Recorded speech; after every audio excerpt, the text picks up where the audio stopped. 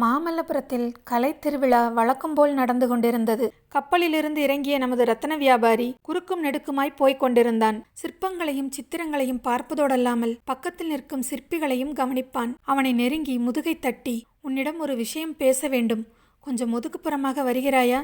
என்று கேட்பான். அவன் சொற்படியே கொஞ்சம் தனியான இடத்துக்கு அவர்கள் வருவார்கள். அவர்களிடம் கடல்களுக்கு அப்பால் தான் வசிக்கும் தேசத்தை பற்றியும் அந்த தேசத்தின் வளத்தையும் செல்வத்தை பற்றியும் பிரமாதமாக வர்ணிப்பான். "அந்த தேசத்துக்கு நீ வருகிறாயா? தெருவெல்லாம் இரத்தின கற்கள் இறைந்து கிடக்கும்" என்று சொல்லி ஒரு பிடி இரத்தின கற்களை எடுத்து அவர்களிடம் காட்டுவான். அநேகமாக அந்த சிற்பி மயங்கி போயிருப்பான். தன்னுடைய சம்மதத்தை தெரிவிப்பான். அப்படி சம்மதம் தெரிவிக்கும் ஒவ்வொருவரிடமும் பெரிய இரத்தினம் ஒன்றை பொறுக்கி கொடுத்து, அடுத்த அமாவாசையன்று புலிக்கொடி உயர்த்திய கப்பல் ஒன்று இந்த துறைமுகத்துக்கு வரும்.